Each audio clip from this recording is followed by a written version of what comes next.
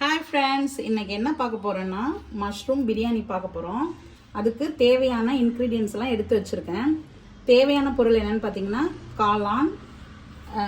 இது வந்து 1/2 கிலோ அளவுக்கு தான் நான் எடுத்து வச்சுருக்கேன். அதுக்கு 2 பேக்கெட்டு காளான் எடுத்து வச்சுருக்கேன். அப்புறம் 2 பெரிய பல்லாரி எடுத்து வச்சுருக்கேன், நைஸாக அரிஞ்சு வச்சுருக்கேன். 2 சின்ன தக்காளி எடுத்து வச்சுருக்கேன். புதினா, கொத்தமல்லி, கருவேப்பிலை நமக்கு எவ்வளோ தேவையோ. நான் வந்து எல்லாமே ஒவ்வொரு கைப்பிடி அளவுக்கு எடுத்து வச்சுருக்கேன். அதுக்கப்புறம் 1/2 கிலோ அளவுக்கு தான் நான் எடுத்திருக்கேன். அதுக்கு அரிசி எடுத்து வச்சுருக்கேன், பாஸ்மதி அரிசி. இஞ்சி பூண்டு பேஸ்ட் அரைச்சி வச்சுருக்கேன். பட்டை கிராம்பு எல்லாம் நைஸாக மிக்சியில் அரைச்சி வச்சுருக்கேன். அதை போட்டு தான் தாளிக்கணும். கரம் மசாலா, மஞ்சத்தூள், மிளகாத்தூள், நமக்கு உரப்பு தேவைன்னா தனித்தூள் எல்லாம் எடுத்து வச்சுருக்கேன். இதை வச்சு தான் இன்றைக்கி பிரியாணி செய்ய போகிறோம். எப்படி செய்யலான்னு வாங்க பார்க்கலாம். ஃபஸ்ட்டு அடுப்பை ஆன் பண்ணிக்குவோம். இப்போ நல்லா சட்டி சூடானோன்னே எண்ணெயை ஊற்றிக்கலாம் தேவையான அளவு. இப்போ பிரியாணி செய்கிறதுக்கு பாஸ்மதி அரிசியை முதல்ல ஊற வச்சுக்குவோம். தண்ணி ஊற்றி ஊற வச்சுட்டு ஒரு 10 நிமிஷத்துலேருந்து 20 நிமிஷம் வரைக்கும் இதை ஊற விட்டுறலாம். இது ஊறிட்டு இருக்கிறதுக்குள்ளேயே வெங்காயம் தக்காளியெல்லாம் போட்டு வதக்கிடுவோம். நம்ம எண்ணெய் நல்லா காஞ்சிட்டு இப்போ இதுக்கப்புறம் பட்டை கிராம்பு அரைச்சி வச்சுருக்கோம்ல, அதை போட்டுப்போம். கொஞ்சம் வாசனைக்கு சோம்பு போட்டுக்கலாம். சோம்பெல்லாம் நல்லா பொரிஞ்சிட்டு அதுக்கப்புறம் பட்டையும் போட்டு முந்திரியும் போட்டுடுறேன். அதுக்கப்புறம் அது நல்லா பொரிஞ்சோன்னே 2 பெரிய வெங்காயம் போட்டுக்கோம்ல, அதையும் போட்டு நல்லா வதக்கிக்கலாம். இது நல்லா பொன்னிறமாக வதங்கணும். பொன்னிறமாக வதக்கிக்கலாம். இது நல்லா வதங்கினதுக்கு அப்புறம் தான் தக்காளியெல்லாம் ஆட் பண்ணணும். நல்லா வதங்கினதுக்கப்புறம் இஞ்சி பூண்டு பேஸ்ட்டு சேர்த்துக்குவோம். 2 ஸ்பூன் அளவு இஞ்சி பூண்டு பேஸ்ட்டு சேர்த்துக்கிறேன். அதையும் போட்டு நல்லா வதக்கணும். அந்த பச்சை வாசனை போகிற அளவுக்கு வதக்கிட்டு அப்புறம் தக்காளியை சேர்த்துக்கலாம்.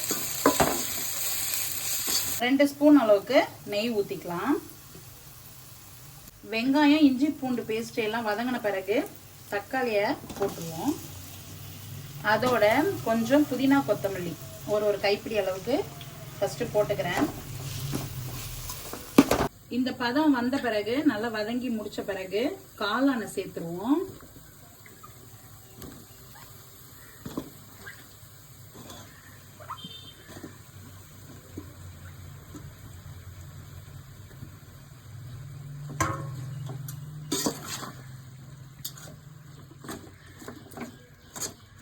அதை ஒரு 2 பெரட்டிட்டு அதுக்கப்புறம் தேவையான மசாலாலாம் ஆட் பண்ணிடுவோம். ஸோ இப்போ மசாலாவை ஆட் பண்ணுறோம். கொஞ்சம் மஞ்சத்தூள், கொஞ்சம் மல்லித்தூள், 1 ஸ்பூன் அளவுக்கு கரம் மசாலா, அடுத்து மிளகாத்தூள். மசாலா நல்லா அந்த பச்சை வாசனை போகிற அளவுக்கு நல்லா வதக்கிக்குவோம். இந்த மசாலா போட்டு நல்லா வதக்கிட்டு அதுக்கப்புறம் காளானில் உள்ள தண்ணியை விடும். அதுக்கப்புறம் அரிசியை போட்டுட்டு தேவையான அளவு தண்ணி ஊற்றி தம்மில் போட வேண்டியதான். இப்போ நல்லா தண்ணி விட்டு காளான் வெந்துட்டு பாருங்கள். நம்ம தண்ணியே ஆட் பண்ணலை, ஆனால் காளானில் உள்ள தண்ணி எவ்வளவு வெளியாக இருக்குன்னு பாருங்கள். இப்போது அரிசி எடுத்து வச்சுருக்கோம்ல, 1/2 கிலோ அளவுக்கு எடுத்து வச்சுருக்கோம்ல, அதை சேர்த்துக்கலாம்.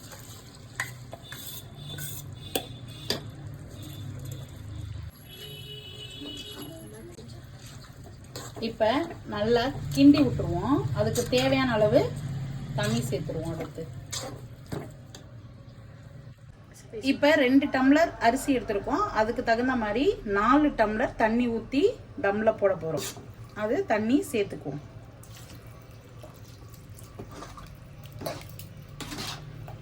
இப்போ தண்ணியெல்லாம் ஊற்றி கரெக்டான அளவில் இருக்குது. நல்லா கொதி வந்தோடனே தம்முக்கு ரெடி பண்ணிடுவோம். இப்போ நல்லா கொதி வந்துட்டு பாருங்க, சூப்பராக கொதி வந்துச்சு. நல்ல வாசமாகவும் இருக்குது. இதுக்கப்புறம் நம்ம ஒரு கைப்பிடி அளவுக்கு புதினாவை மேலே தூவிக்கிட்டு அப்புறம் 1 ஸ்பூன் அளவுக்கு நெய் சேர்த்துடலாம். ஸ்பூன் அளவுக்கு மேலாப்பில் நெய் விட்டுறலாம். இப்போ தம்மில் போட்டு வெயிட் போட வேண்டியதுதான். மூடி வச்சார். காற்று போகாமல் 2 பக்கமும் நல்லா கவர் பண்ணி சிம்மில் வச்சுருவோம். ஒரு 10 நிமிஷம் வேகட்டும், நல்லா வெந்துடும். அதுக்கப்புறம் பார்க்கலாம். பிரியாணி ரெடி ஆயிடுச்சு. நாங்கள் ஜாமும் அதுக்கு செஞ்சுருக்கோம். வேணா அது இன்னொரு வீடியோவில் வருது பாருங்கள். காளான் பிரியாணி ரெடி. வாங்க சாப்பிட்லாம். காளான் பிரியாணி எவ்வளோ உதிரி உதிரியாக எப்படி வந்திருக்கு பாருங்கள். அது மாதிரி காளானும் எவ்வளோ சாஃப்டாக வெந்திருக்கு.